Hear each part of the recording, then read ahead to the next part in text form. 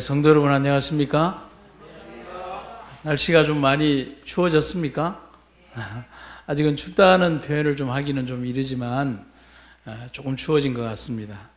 근데 참 사람이 그런 것 같아요. 좀 마음이 간사하다고 해야 되나요? 그 더운 여름을 지날 때는 또 선선하면 좋겠다라고 생각하고 추운 건 참겠는데 더운 건 못 참겠다라고 하지만 막상 아마 이 삼천포에도 겨울이 오면 아이고 더운 게 낫겠다라는 말을 곧 할 겁니다. 여러분들의 옷이 두꺼워진 걸 보니까요. 또 저도 굉장히 마음이 간사하다는 것을 느끼는 게 경북 봉화에서 한 7년을 살았는데 봉화에서 날씨가 굉장히 춥거든요. 그런데 어느 날 밖에 걸려있는 온도계 게이지를 보니까 그 보기 전에 저희가 거실에다가 이렇게 물 한 그릇을 떠났어요. 근데 그 해에 기름이 너무 폭등해서 이 보일러를 전 방에 다 안 틀고 안방에만 딱 틀고 그렇게 잤거든요. 그런데 거기는 그렇게 하면 안 된다 그러더라고요. 몰랐어요. 그래서 했는데 거실에 나가 보니까 거실에 있는 그 스텐 물그릇에 있는 물이 깡깡 얼었더라고요. 그래서 바깥에 온도계를 보니까 그 해에 거의 영하 30도에 가까운 영하 28도인가 27도인가 하는 그 정도의 온도가 있더라고요. 그래서 밖에 나가 보니까 우리 장로님들이 전문 용어로 차가 얼어 죽는 거 보셨습니까? 라고 하는데 보니까 경유차의 그 엔진 기름통으로부터 엔진에 가는 그 노즐관이 있는 그 부분이 얼어서 차가 한 100m 정도 가다가 이렇게 서버리는 것을 차가 죽었다, 얼어 죽었다라고 하는 그런 표현을 쓰시더라고요. 그래서 신문지를 가지고 이렇게 그 노즐관을 이렇게 녹인 다음에 가거나 아니면 해가 떠서 조금 온도가 높아지면 그 노즐관이 녹으니까 그때 출발하는 광경을 봤습니다. 근데 그때 살만하더라고요. 왜냐하면 그때도 두꺼운 옷은 입었지만 내복 안 입고도 좀 지내고 그랬는데 여기 와서는 오히려 나이가 조금 더 들어서 그런지 내복을 입게 되더라고요. 그게 보니까 삶에 적응하면서 더운 것에 대해서 추운 것에 대해서 사람이 적응하며 살아가는 것 같습니다. 믿음의 환경도 그런 것 같아요. 강하고 혹독할수록 그것에 잘 적응하지 못할 것 같지만 오히려 매서운 바람이 분다 할지라도 그것에 적응하는 것이 우리 믿음의 원리인 것입니다. 오히려 너무 연약하고 그리고 방만하고 그리고 너무 믿기 좋은 환경에 있을 때는 그 모든 뿌리가 강해지지 않는 것처럼 보이지만 그런 혹독한 환경에 있는 그런 나무들은 강하다는 사실을 우리가 보게 되는 겁니다. 오늘 우리가 배우게 되는 사도행적 10장에 나오는 최초의 그리스도인 순교자라는 제목도 우리가 바로 그러한 믿음의 단단함을 배우게 되는 과정이 되겠습니다. 7 집사의 선택으로 시작된 초대교회의 발전은 가히 폭발적이라고 할 수가 있었습니다. 그래서 초대교회의 부흥의 원리를 전과 후로 나눈다면 7 집사를 선택하기 전과 후로 나눌 수가 있겠다고 하겠습니다. 그래서 7 집사를 선택한 이후에 이 초대교회가 부흥했던 그 역사는 가히 표현하기 힘들 정도였습니다. 그들의 헌신과 노력은 바로 교회 부흥의 원동력이 되었다는 사실입니다. 그런데 그 가운데에 가장 으뜸되는 사람이 있었는데 그 사람이 바로 스데반 집사였습니다. 그런데 이 스데반에 대한 묘사를 사도행적에서는 이렇게 짧은 문장이지만 표현을 하고 있습니다. 스데반은 깊은 경건과 넓은 신앙의 사람이었다. 비록 유대 태생이었으나 스데반은 헬라어를 말하고 헬라 사람의 관습과 예절에 익숙했다. 여기에 보면 깊은 경건, 그 다음에 넓은 신앙이라는 표현 속에 그의 품성의 한 단면들이 보이죠. 신앙적으로는 깊이 있지만 그리고 그가 사람들을 대하는 모든 품성의 원리들에 있어서는 넓은 마음의 자세를 가지고 있는 사람이었다. 비록 그가 유대 출신이었지만은 헬라어를 말할 줄 알았다. 이것은 뭐냐면 그 시대의 공용어였던 헬라어를 통해서 그가 많은 복음을 전할 수 있는 그러한 달란트를 가진 사람이 바로 스데반이었다. 오늘날로 표현한다면 다재다능한 사람이었다는 것입니다. 그들 7 집사의 활동의 영향력은 성경의 표현을 보면 사도들의 수준을 능가하는 것이었습니다. 오히려 육박하였고 능가했다라고 하는 겁니다. 우리는 여기에서 무엇을 생각하느냐 하면 집사로 부르심을 받은 자들에게 요구되는 것이 단순히 허드렛 일이나 혹은 장로들이 하지 못하는, 사도들이 하지 못하는 어떤 다른 부수적이고 부차적인 일에 국한되는 것이 아니라 그들에게도 주어진 것이 뭐냐면 말씀 전하는 것, 그 다음에 표적과 기사가 누구들에게도 있었다고요. 그들 집사들에게도 있었다는 사실을 우리는 생각한다면 많은 것을 우리가 느끼게 되는 겁니다. 그것은 허락된 모든 사람들이 할 수 있는 겁니다. 그래서 우리가 대쟁투의 기록에 보면 어른들이 전도하지 못했을 때 7세, 10세, 12세의 어린아이들이 복음을 전하고 성령에 감동되어 사람들에게 복음을 전했던 그 역사들을 우리는 각 시대의 대쟁투에서 볼 수 있는 겁니다. 사도이기 때문에 행하거나 주어진 것이 아니라 어떤 사람이라 할지라도 하늘의 능력을 받은 사람은 행할 수 있는 것이 하늘의 능력이라는 사실입니다. 특히 스데반은 유대인이면서도 헬라어를 말할 줄 아는 사람이라고 방금 말씀드렸습니다. 그런 그의 재능은 즉시 헬라파 유대인들의 회당에서도 복음을 전할 수 있는 계기가 되었다는 겁니다. 그래서 스데반의 역할은 굉장히 다방면에 그리고 함축적으로 그리고 강력하게 그 시대의 사관의 집사의 직분을 수행을 했다는 겁니다. 우리는 여기에서 한 가지를 생각해 볼 것은 우리의 가진 모든 재능은 모두 다 주님을 위하여 사용될 것이고 또 사용되어야 한다는 사실입니다. 아무리 적은 재능과 달란트라 할지라도 그것이 하나님의 손에 들릴 때에는 위대한 도구가 되는 겁니다. 그래서 하나님께서 모세에게 묻죠. 너의 손에 있는 것이 뭐냐? 지팡이입니다. 그런데 그 지팡이는 아주 오래전에 채취되어 가지고 너무나 말라서 돌처럼 딱딱한 것이잖아요. 그런데 그 지팡이에 능력을 부여했을 때 그 지팡이에는 um이 돋고 꽃이 피고 그리고 열매 맺는 그러한 지팡이로 바뀌게 되었다는 것이죠. 하나님의 손에 들릴 때에 위대한 도구가 되는 거예요. 사람도 마찬가지예요. 우리가 그냥 마른 막대기처럼 있는 존재가 아니라 하나님에 의해 쓰임을 받는 존재가 되어야 된다는 거예요. 그래서 누구의 손에 쥐어졌는가 하는 것이 중요한 겁니다. 달란트의 많고 적음은 있을 수 있어요. 어떤 사람에게는 아주 다재다능한 달란트, 그리고 어떤 사람은 작은 달란트를 가지고 있을 수 있어요. 그런데 하나님께서는 많고 적음에 대한 것을 얘기하는 게 아니라 하나님께서는 그 달란트를 어떻게 어떤 마음으로 활용하려는 그 자세를 보신다는 사실을 우리가 알 필요가 있는 거예요. 인간적인 수치의 계산이 많고 적음이라고 한다면 하나님께서는 그 달란트를 얼마나 어떻게 사용하는가에 대한 것을 보신다는 것을 우리가 보게 되는 겁니다.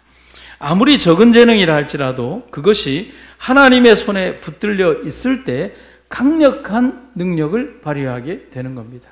그래서 여러분, 우리가 하나님 앞에 하지 말아야 되는 것 중에 하나는 하나님 저는 너무 적은 종이고 능력이 없어서 할 수 없습니다라는 말을 하는 것은 굉장히 조심해야 합니다.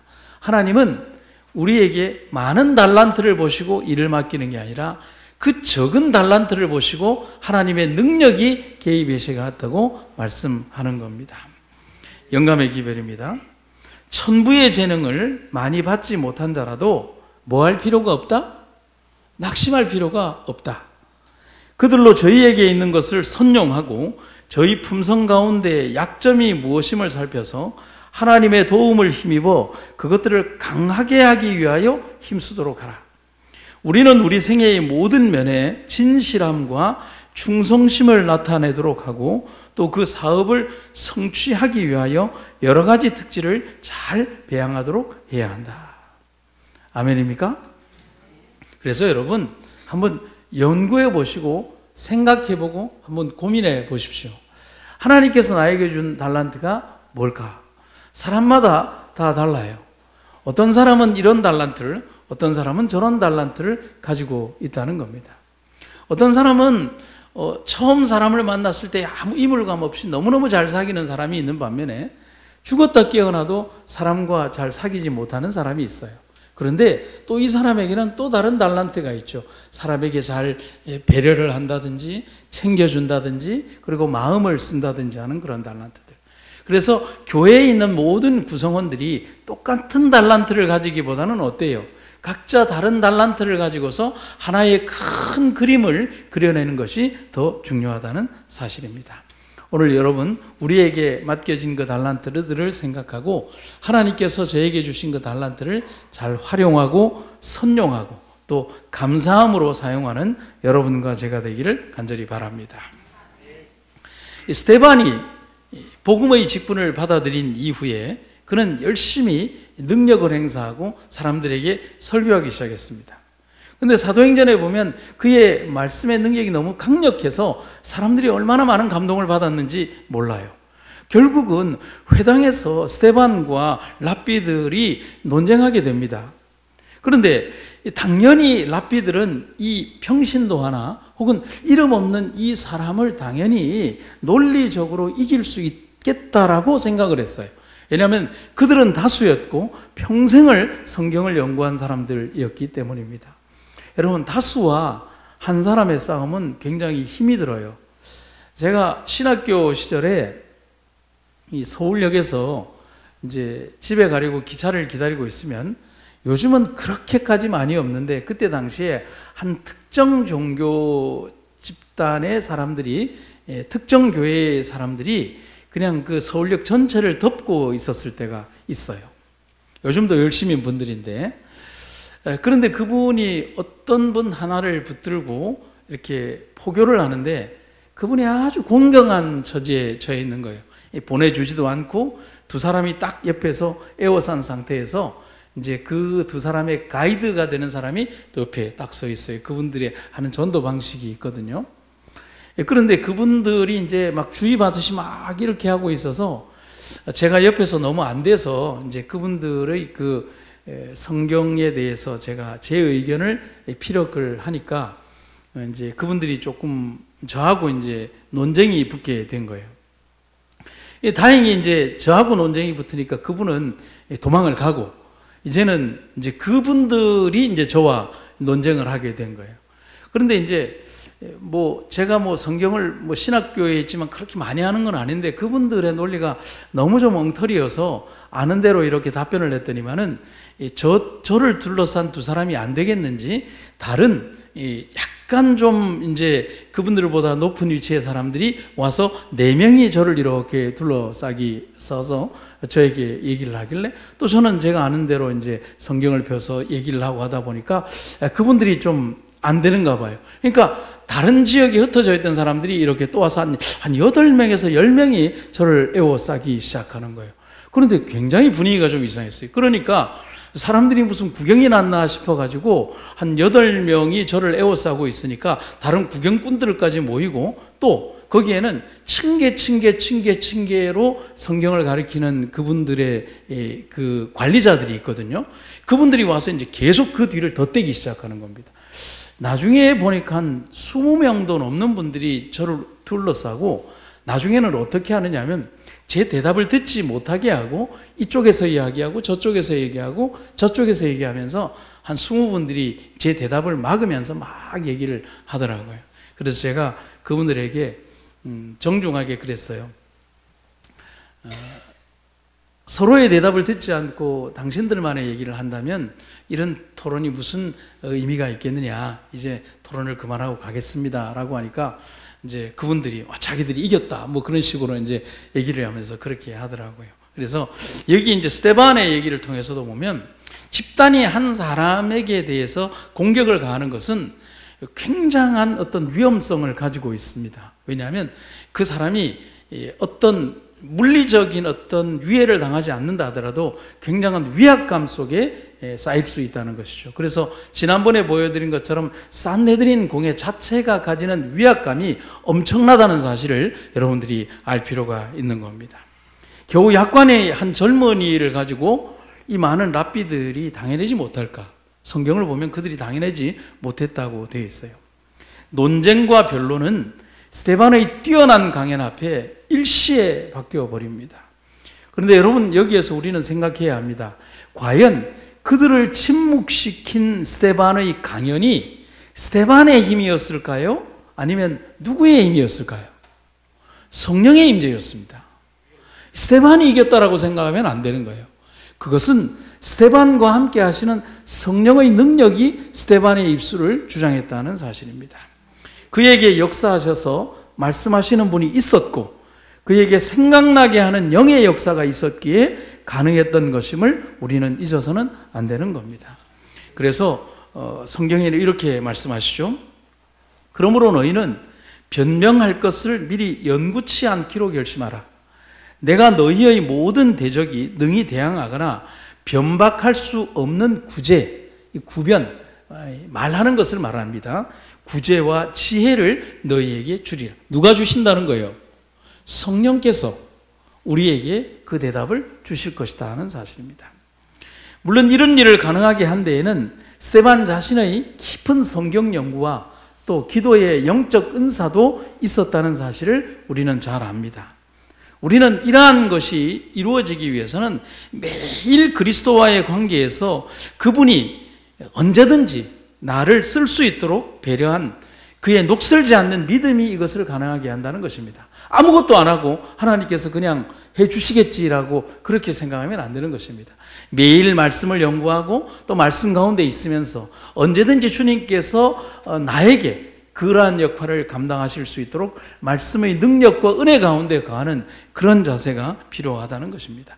우리도 그렇게 될 수 있다는 겁니다. 아니, 우리도 그렇게 쓰임을 받아야 한다는 겁니다. 관원들과 랍비들은 분명히 그에게 역사하시는 능력을 봤어요. 그러면 여러분, 분명히 스데반이라고 하는 사람의 입에서 나오는 그 말씀의 능력을 보면서 그것이 단순히 한 개인의 능력이 아니라는 사실을 그들은 대화를 통해서 느끼게 됩니다. 그렇잖아요? 영적 힘이 작용하는데 어떻게 모르겠습니까? 그럼 어떻게 해야 될까요? 그에게 말씀하시는 영적인 누군가가 계시구나라고 생각하고 회개해야 하겠죠. 그런데 랍비들은 강팍한 마음을 가졌죠. 회개하는 것이 아니라 더욱더 격렬한 증오심을 가지게 되었다는 겁니다. 들려오는 진리의 말씀은 그들이 정죄하는 스데반이 죄인이 아니라 그들이 바로 죄인임을 이야기하고 있지만 그들 스스로도 분명히 느끼게 되었지만 그들은 절대로 인정하려 하지 않는다는 겁니다. 무엇이 그것을 막 가능하게 하느냐면 죄가 그들의 마음을 주장하면 분명히 진리를 보면서도 그 진리에 승복하지 않게 된다는 거죠. 예수님을 침묵시킴으로 그들이 이겼다고 생각한 그 방법을 스데반에게도 하려는 것입니다. 논리에서 안 되고 진리에서 안 되지만 그러나 강압적으로 침묵시킬 수 있다라고 생각한 겁니다. 그래요. 진리의 대적자들은 아무리 확실한 진리 앞에서도 절대로 인정하려 하지 않습니다. 그들은 우리를 죽임으로 진리를 봉사할 수 있다고 믿지만 그것은 절대로 아닙니다. 우리들도 알아야 합니다. 수없이 많은 순교의 자리가 있을지라도 진리는 절대로 죽지 않습니다. 뭐처럼요? 잡초처럼 끝까지 살아남습니다. 아주 지독하게 살아남는 겁니다. 사단이 집요하게 우리의 생명줄을 끊기 위하여 노력하는 반면에 하나님께서는 수천 년의 역사 속에서도 하나님의 백성들을 질기고 질긴 잡초의 생명력처럼 우리를 지키신다는 사실을 여러분과 저는 기억하시기를 간절히 바랍니다. 우리가 영국 역사를 잘 모르지만은 영국의 크롬웰이라는 사람이 찰스 1세의 그때 영국 왕을 처형을 하고 공화국을 수립합니다. 그때 아일랜드가 왕당파의 이제 왕의 편에 편든 것에 앙심을 품고 이 크롬웰이라고 하는 사람이 이 정치인이 아일랜드 전체를 말려 죽이는 고사 정책을 썼습니다. 전 국민의 성분을 조사해서 반란 당시에 공화국에 대한 태도 여부에 따라서 처단했습니다. 자기에게 협조하지 않은 사람들을 막 색출을 해서 죽이는 거예요. 800만 헥타르의 토지를 몰수하고 가축을 전부 다 징발하고 그리고 근근히 살아남은 사람들을 전부 다 어디로 내쫓았냐면 바위와 늪으로 되어 있는 불모지로 버려온 땅에 강제로 이주시켰습니다. 여러분들이 아시다시피 아일랜드라고 하는 땅이 그렇게 토지가 많은 땅이 아니에요. 그 땅은 굉장히 습하고 그렇게 살기 힘든 땅이에요. 그런데 그 와중에서 사람이 살 수 없는 땅으로 전부 다 그들을 내쫓아 버린 거예요. 뭐 하라는 거예요? 거기서 뭐 하라고요? 죽으라는 거예요. 그런데 그들이 쫓겨난 지 20년이 지나서 어떤 일이 벌어졌냐면 죽으라고 버려진 백성들이 20년 가까이 가서 나중에 보니까 그때 당시에 죽었던 인구의 절반이 회복이 된 거예요. 이게 무슨 일이 벌어졌을까? 왜 이런 일이 벌어졌을까요? 어떤 작물 하나 때문에 그렇습니다. 감자입니다. 여러분, 중세시대에 이 서양 사람들은 감자를 먹지 않았어요. 감자를 먹으면 문둥병이 퍼진다는 소문이 있어서 감자를 먹지 않았어요. 실제로 이 유럽의 역사가 감자를 먹은 역사가 그렇게 오래되지 않습니다. 그런데 감자는 대단히 유용한 작물이죠. 그래서 예전에는 전쟁을 하게 되면 지금처럼 1년 이내에 끝나는 게 아니라 10년도 하고 20년도 하고 수년 동안 하기 때문에 이 전쟁을 하러 이렇게 이 한 군대가 출정을 하면 그 뒤에는 감자를 일구어서 감자를 캐 가면서 그것으로 양식을 해 가면서 군수물자를 그들이 이렇게 식량을 보급하면서 그렇게 전쟁을 했죠. 여러분, 감자가 어떤 겁니까? 어떤 척박한 환경에서도 잘 자랍니까? 잘 자라요. 형태나 그런 모습은 다르지만 아주 척박한 아일랜드의 땅에도 여지없이 자라는 것이 바로 감자는 겁니다. 그렇게 해서 이 가공할 만한 생명력을 지닌 감자가 그들의 모든 백성들을 구원하는 동기가 되었다는 사실입니다. 제가 왜 이런 얘기를 드릴까요? 끈질긴 생명력을 지닌 이 감자처럼 어떤 곳에서든 피어날 수 있는 꽃이 있습니다. 열매가 있어요. 그게 복음입니다. 아무리 척박한 환경이라도 살아남아요. 그리고 살아남게 하신다는 거예요. 사형수의 모습이건 왕의 궁정이건 죽기 직전의 형편이건 자유의 시간이건 순교대 앞이건 어느 때 어느 장소에서라도 복음을 결코 시들지 않게 하시는 하나님의 능력이 감자처럼 우리의 믿음의 생명력을 보존시켜 줄 것이라는 사실입니다. 사람들이 그런 얘기를 해요. 오늘날 한국 교회의 모습을 보면 10년 뒤에 어떻게 될지 모르겠다고요. 저는 기억합니다. 10년 전에도 그런 얘기를 했어요. 여러분, 우리는 하나님의 능력을 간과해서는 안 돼요. 여러분, 흑사병으로 유럽의 인구의 거의 4분의 3이 죽어갈 때 지구는 사라진다라고 그때 많은 사람들이 얘기를 했어요. 그러나 하나님은 흑사병을 이길 수 있는 그런 저항력을 주셨고 우리들에게 살아남을 수 있는 일들을 했어요. 여러분, 19세기 초반에 20세기 초반에 스페인 독감이 전 세계를 밀어닥쳤을 때 그때 당시는 단단한 이 백신 하나 없을 때 5천만 명이 넘는 사람들이 전 세계에서 죽어나왔습니다. 하나님께서 어떻게 하셨을까요? 우리의 몸속에서 스페인 독감을 이겨낼 수 있는 면역 체계를 만드신 분이 우리의 하나님이라는 사실입니다. 백신이 아니에요. 하나님께서 우리에게 살아남게 하신다는 사실이죠. 우리는 절대로 우리의 모습을 간과해서는 안 됩니다. 여러분, 우리의 겉은 후패하지만 우리의 속은 날로 새롭다고 하는 것처럼 하나님께서 10년 이후에 후패하는 모습이 아니라 더 강하고 더 멋진 모습으로 이 교회를 어떤 모습으로 채워나갈지에 대한 믿음의 기대를 가지고 우리는 오늘을 보내야 하지 않겠습니까? 여러분, 그래서 저는 이런 말씀을 드립니다. 순교의 자리에는 또 다른 사람이 이미 예비되었다. 여러분, 이 장소를 좀 소개를 하면 충청도 해미에 가면 천주교 성지 가운데 생매장 순교 성지라고 하는 곳이 있습니다. 여숫골이라고 부릅니다. 이곳은 조선의 가톨릭 교회 박해 시기에 가톨릭 신자들을 처형하던 장소입니다. 그래서 왜 순교 성지냐면 사람들을 생으로 끌어다 먹고 위에 흙을 덮어버려서 바로 생매장이라고 하는 겁니다. 조선시대의 충청도와 경기도 평택에 이르렀던 해미연 관할 구역의 천주교 신자들이 끌려와서 처형되었는데 이곳에서 처형된 가톨릭 신자가 1872년까지 1000명이 넘었다고 합니다. 근데 이곳을 여숫골이라고 부르는 이유는 순교자들이 생매장터로 끌려가면서 예수, 예수, 예수라고 불렀다는 거예요. 그러니까 마을 주민들이 들었을 때는 예수라고 안 들리고 여수라고 들은 거예요. 여수는 여우의 방언이거든요. 그래서 사람들이 여숫골이라고 불렀다는 겁니다.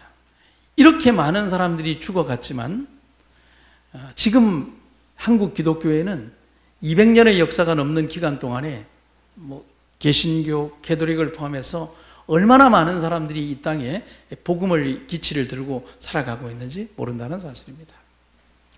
오늘 여러분, 우리가 하나님께서 우리를 부르시는 하나님의 은혜와 사랑을 잊지 않는 여러분과 제가 되기를 간절히 바랍니다.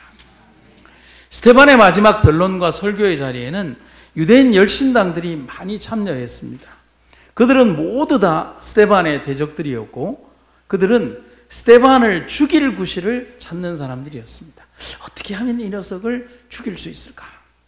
그런데 인간은 결코 알 수 없는 일을 하나님은 예비하셨는데 그것은 바로 순교의 자리에 그 사람을 대신할 또 다른 하나님의 사람을 하나님은 이미 미리 벌써 예비해 놓으셨다는 겁니다.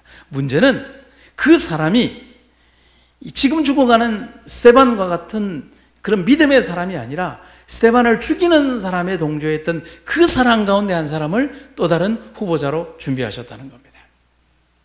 그 사람은 놀랍게도 여러분과 제가 잘 아는 다소 사람 사울이었습니다. 다른 말로 핍박자 사울입니다. 복음을 전하는 젊은 집사의 얼굴이 천상의 영광으로 빛났고 그를 바라보는 한 젊은 핍박자 사울의 가슴 속에는 하나님에 대한 알 수 없는 믿음의 갈등이 일어난 겁니다. 어떻게 저렇게 죽어갈 수 있지? 어떻게 저런 모습이 일어날 수 있을까? 어떻게 누군가에 대한 미워함이나 분노가 없을 수 있을까? 어떻게 저 상황에서 저렇게 평온할 수 있을까? 그들의 모습에는 살기등등하고 누구를 죽여야 되겠다라고 하는 하나님의 이름으로 일을 하고 있지만 그러나 살기와 증오뿐인 자기들의 모습과는 너무나 대변되는 그의 모습 속에서 자기의 마음속을 두드리는 성령의 내재가 있었다는 사실입니다. 많은 거짓 증인들과 위증으로 세워진 많은 조작된 이야기들을 보면서 그들은 스데반을 죽일 수 있는 거리는 찾았을지 몰라도 그들 스스로 자신들이 얼마나 하나님의 말씀에서 멀리 떨어진 사람인들인가를 알게 된 겁니다. 급기야 스데반은 다음과 같은 말로 자신의 이야기를 마무리하고 하늘 법정에 그를 정죄한 이 자리에 유대인들을 고소하게 됩니다. 목이 곧고 마음과 귀에 할례를 받지 못한 사람들아, 너희가 항상 성령을 거스려 너희 조상과 같이 너희도 있도다. 너희 조상들은 선지자 중에 누구를 핍박지 아니하였느냐? 의인이 오시리라 예고한 자들을 저희가 죽였고 이제 너희는 그 의인을 잡아준 자요 살인한 자가 되나니 너희가 천사의 전한 율법을 받고도 지키지 아니하였도다 하니라. 여러분, 이런 설교 들으면 가슴이 서늘하지 않을까요? 이 말이 결정적으로 스데반을 죽음으로 내몰게 되는 계기가 된 말이었지만 그는 자신의 목숨을 살리기 위하여 그들에게 타협하는 것이 아니라 살아계신 하나님의 말씀을 더 강력하게 전하는 것을 선택했다는 사실입니다. 미국의 16대 대통령 아브라함 링컨이 남북전쟁이 예상외로 길어져서 희생자가 많아지자 마음이 너무 아팠습니다. 여러분, 우리도 요즘 보잖아요. 우크라이나와 이 러시아의 전쟁이 이렇게 오래 가리라고 누가 생각했겠습니까? 세계 강대국이 하나인 러시아가 단 보름이면 우크라이나 전역을 점령할 것이라고 생각한 것이 2년여의 세월을 넘게 가고 있는 겁니다. 동족끼리 싸우며 하루에도 수백 명씩 젊은 청년들이 죽어갔습니다. 마음이 괴로운 그에게 주위에 있는 이들이 다가와 승리를 회의하며 물었습니다. 그러면서 많은 장관들과 강요들이 링컨 대통령에게 와서 이렇게 얘기하는 겁니다. 각하, 하나님이 과연 우리 편일까요? 여러분, 이 질문에는 상당한 어폐가 있습니다. 우리들이 이런 얘기 많이 합니다. 그런데 링컨이 이런 얘기를 합니다. 하나님이 우리 편이신가 아닌가 하는 것이 중요한 게 아닙니다. 정말 중요한 것은 우리가 과연 하나님 편인가 하는 점입니다. 우리는 살아가며 내 스스로의 판단과 생각 속에서 내 의지가 정말 옳은 것이라고 생각하며 오류를 범할 때가 있습니다.